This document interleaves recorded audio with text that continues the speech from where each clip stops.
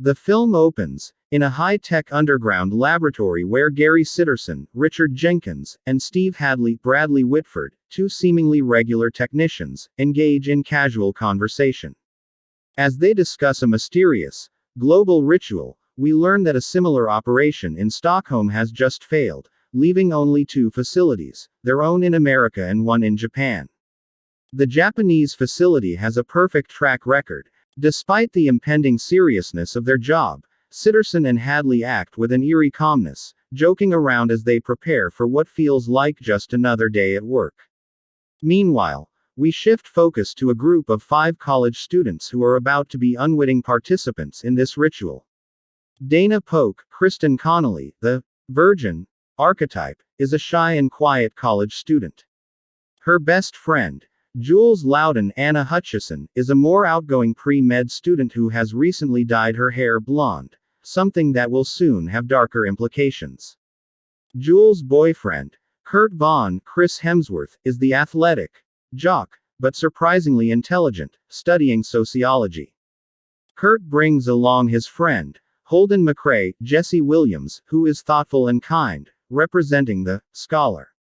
Lastly, Marty Mikalski, Fran Kranz, the group's lovable stoner, is introduced as the fool, though his heightened sense of paranoia becomes crucial later on. The group sets off for a remote cabin in the woods, which Curt claims is owned by a cousin.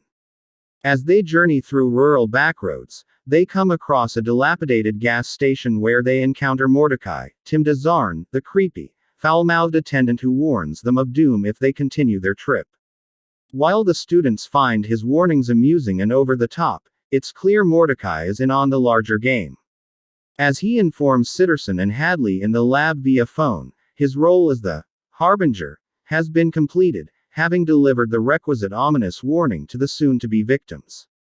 Upon arriving at the isolated cabin, the group starts to settle in, excited for a weekend of partying, fun, and relaxation. However, Sitterson, Hadley, and their team have already begun manipulating events behind the scenes. The lab team introduces various mind-altering chemicals into the environment, slowly influencing the group's decisions and behavior. As the control room technicians monitor everything on hidden cameras, they adjust the cabin's surroundings to fit their nefarious plan, all while maintaining a dark sense of humor about it. Marty, constantly smoking marijuana, seems less affected by the subtle manipulation, a fact that will later become important. For now, though, he's just the oddball in the group who spouts paranoid-sounding conspiracy theories. The rest of the group's behavior starts with Jules becoming flirtatious and impulsive, and Curt acting more like the reckless jock archetype despite his intelligence. One night, after some partying and drinking, strange events begin to occur in the cabin. A trap door in the floor suddenly springs open, revealing a dark, eerie basement. The group, curious yet unsettled, descends into the cellar. Inside, they discover a wide array of creepy, seemingly random objects, each one carrying a dark history and capable of summoning a different type of monster. This is where the lab's manipulation takes a more sinister turn. While each student begins to focus on a different object, it's Dana who selects an old diary. The diary belonged to Patience Buckner, a former resident of the cabin who was tortured by her sadistic family.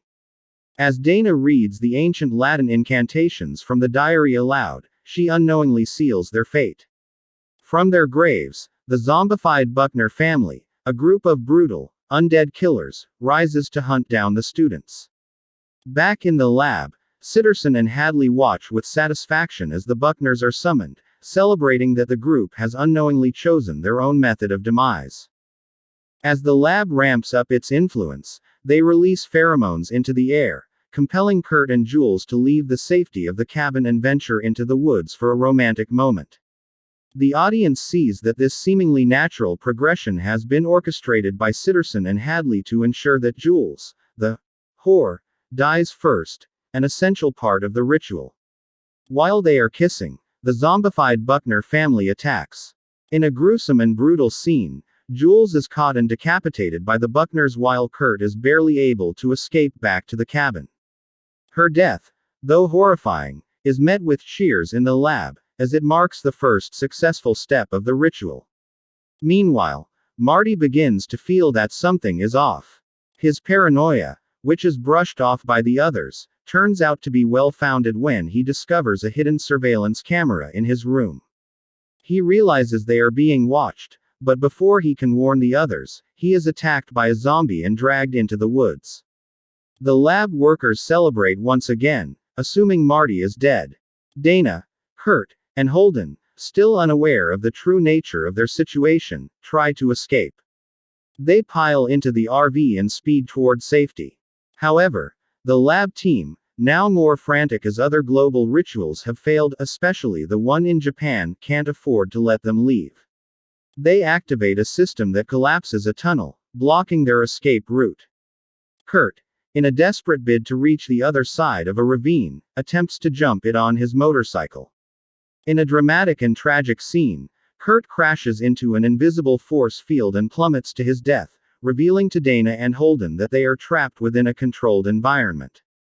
Dana and Holden, now terrified, continue driving the RV, but Holden is soon killed when a Buckner zombie stabs him through the neck while they are on the road. The RV crashes into a lake, but Dana manages to escape, swimming to shore. Back at the lab, Sitterson, Hadley, and their team are celebrating their success. They believe that Dana, the virgin, will either die last or survive, as per the ritual's rules. As they party and congratulate each other, everything seems to be going according to plan, until they receive shocking news: Marty is still alive. Marty, having survived his earlier attack, finds Dana and takes her to a hidden elevator he discovered while being attacked. The two descend deep into the underground facility, where they are confronted with the truth. Dana and Marty find themselves in a vast, horrifying chamber filled with cages of various monstrous creatures, each one capable of mass destruction. These monsters correlate with the strange objects in the cabin's basement, confirming that the group's choice of artifact determined their fate. When security guards attempt to capture them, Dana and Marty make a desperate decision. They release all of the monsters from their cages. Chaos ensues as the creatures wreak havoc, slaughtering the lab staff in a bloodbath. Sitterson is accidentally stabbed by Dana during the chaos, while Hadley is killed by one of the unleashed monsters. Dana and Marty eventually reach the heart of the facility, an ancient temple where they meet the director, Sigourney Weaver. She explains the purpose behind the elaborate ritual, revealing that the facility exists to appease the Ancient Ones, giant, godlike deities that dwell beneath the earth. The director urges Dana to kill Marty in order to complete the ritual, explaining that he must die for the greater good of humanity. If Marty survives, the Ancient Ones will rise and destroy the world. Dana hesitates, unsure whether to follow through. However, as the pressure mounts, the Buckner zombie patience attacks and kills the director, and Marty saves Dana from a werewolf. Injured and disillusioned, Dana decides that humanity isn't worth saving. She and Marty sit together in the temple, sharing a joint as they reflect on the end of the world. In the film's final moments, the temple begins to collapse, and a massive hand, a representation of one of the Ancient Ones,